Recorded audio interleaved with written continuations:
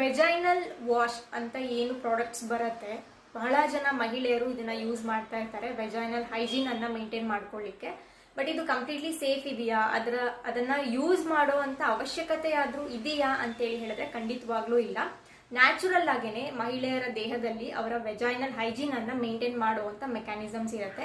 ವೆಜೈನದಲ್ಲಿ ಏನು ಬ್ಯಾಕ್ಟೀರಿಯಾಸ್ ಇರುತ್ತೆ, ಹಾಗೆ ಅದರ ಸೆಕ್ರೀಷನ್ಸ್ ಅಲ್ಲಿ ಇರುವಂತ pH ಏನಿರುತ್ತೆ ಅದು ನಾರ್ಮಲ್ ಆಗಿನೇ ವೆಜೈನಲ್ ಇಮ್ಯುನಿಟಿಯನ್ನ ಕಾಪಾಡುತ್ತೆ. ಹಾಗೆ ಅದರ ಒಂದು ಲ್ಯೂಬ್ರಿಕೇಶನ್ ಅನ್ನ ಮಾಡ್ತಾ ಇರುತ್ತೆ. ಸೊ ಹಾಗಾಗಿ ವೆಜೈನಲ್ ವಾಶ್ಗಳನ್ನ ಯೂಸ್ ಮಾಡುವಂತ ಅವಶ್ಯಕತೆ ಇರೋದಿಲ್ಲ. ಈ ಪ್ರಾಡಕ್ಟ್ಸ್ಗಳೆಲ್ಲ ಹಲವಾರು ಕೆಮಿಕಲ್ಸ್ಗಳಿರುತ್ತೆ, ಅದು ಕೆಲವರಿಗೆ ಇರಿಟೇಟ್ ಆಗ್ತಾ ಇರುತ್ತೆ.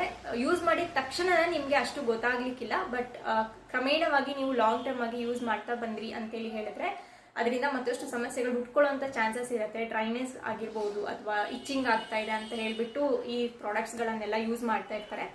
ವೆಜೈನವನ್ನ ವಾಶ್ ಮಾಡ್ಕೊಳ್ಳಿಕ್ಕೆ ನೀವು ಸಿಂಪಲ್ ಆಗಿ ನಾರ್ಮಲ್ ವಾಟರ್ ಅನ್ನೇ ಯೂಸ್ ಮಾಡಿದ್ರು ಅಷ್ಟೇ ಸಾಕಾಗತ್ತೆ. ಕೆಲವರು